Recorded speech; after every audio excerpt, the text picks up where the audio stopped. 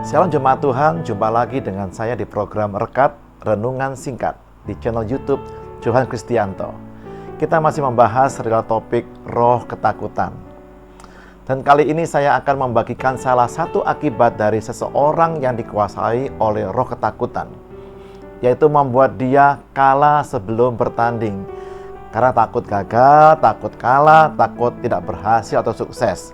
Padahal dia belum bertanding, belum memulai apa-apa, dan belum mencoba. Bahkan, itulah yang dialami oleh Raja Saul dan seluruh tentara Israel ketika mereka mendengar kata-kata intimidasi dan tantangan yang disampaikan oleh Goliat sebanyak 2 kali sehari selama 40 hari berturut-turut. Dan kita telah bahas hal ini kemarin di rekap edisi sebelum ini. Sekarang coba Anda perhatikan. Kalimat apa yang diucapkan oleh Goliat selama 40 hari tersebut? 1 Samuel 17 ayat 10 dan 11 menuliskan sebagai berikut. Pula kata roh Filistin itu, aku menantang hari ini barisan Israel. Berikanlah kepadaku seorang supaya kami berperang seorang lawan seorang. Ketika Saul dan segenap orang Israel mendengar perkataan orang Filistin itu, maka cemaslah hati mereka dan sangat ketakutan. Israel selama ini kalau berperang tidak pernah duel satu orang lawan satu orang dengan musuhnya, tetapi selalu bersama-sama pasukan yang banyak orang. Hati-hati dengan strategi iblis dengan rohnya, yaitu roh independence-nya. Menarik kita keluar dari komunitas, dari orang-orang percaya, merasa diri sendiri paling hebat, paling benar, dan tidak butuh orang lain. Tuhan seringkali justru menggambarkan hubungannya dengan umatnya seperti seorang gembala dengan kawanan domba-dombanya. Mengapa Tuhan kita menyamakan kita seperti kawanan dombanya? Domba adalah binatang yang sangat lemah, tidak punya kemampuan untuk bertahan maupun melawan musuh-musuhnya. Tidak punya kuku yang tajam, tidak punya taring yang mematikan. Bahkan untuk berlari pun, menghindari musuhnya pun tidak sanggup. Karena tidak punya kemampuan berlari yang cepat. Ditambah lagi mudah tersesat.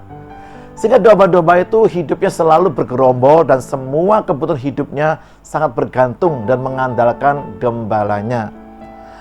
Bagaimana binatang pemangsa domba seperti serigala ataupun singa menyerang dan memangsa domba? Persis seperti yang diperbuat oleh Goliat, yaitu memperdengarkan suaranya yang menakutkan. Lolongan serigala dan auman singa cukup membuat domba-domba itu lari tercerai-berai. Kemudian setelah itu serigala mencari domba yang tersesat sendirian dan dimangsanya dengan mudah domba tersebut. Atau bahkan ada domba yang begitu mendengar lolongan serigala atau auman singa, cukup membuat dia terpaku ketakutan dan kaki gemetaran. Tidak bisa lari kemana-mana.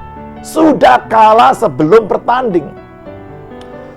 Karena itulah Ibrani 10:25 memberitahu kita bahwa janganlah kita menjauhkan diri dari pertemuan-pertemuan ibadah kita seperti dibiasakan oleh beberapa orang, tetapi marilah kita saling menasihati dan semakin giat melakukannya menjelang hari Tuhan yang mendekat.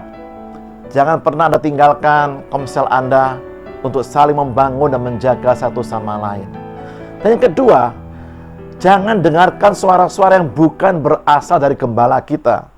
Seperti nasihat Tuhan Yesus, kalau kita mau berdoa di Matius 6 ayat yang ke-6, tetapi jika engkau berdoa, masuklah ke dalam kamarmu, tutuplah pintu dan berdoalah kepada Bapakmu yang ada di tempat tersembunyi. Maka Bapakmu yang melihat yang tersembunyi akan membalasnya kepadamu. Tutup telinga jasmani maupun rohanimu bagi suara-suara yang bukan berasal dari Bapa di surga. Fokuskan dan hanya dengarkan suara Bapakmu yang benar-benar bertanggung jawab atas hidupmu. Tuhan Yesus memberkati Anda semua. Amin. Shalom.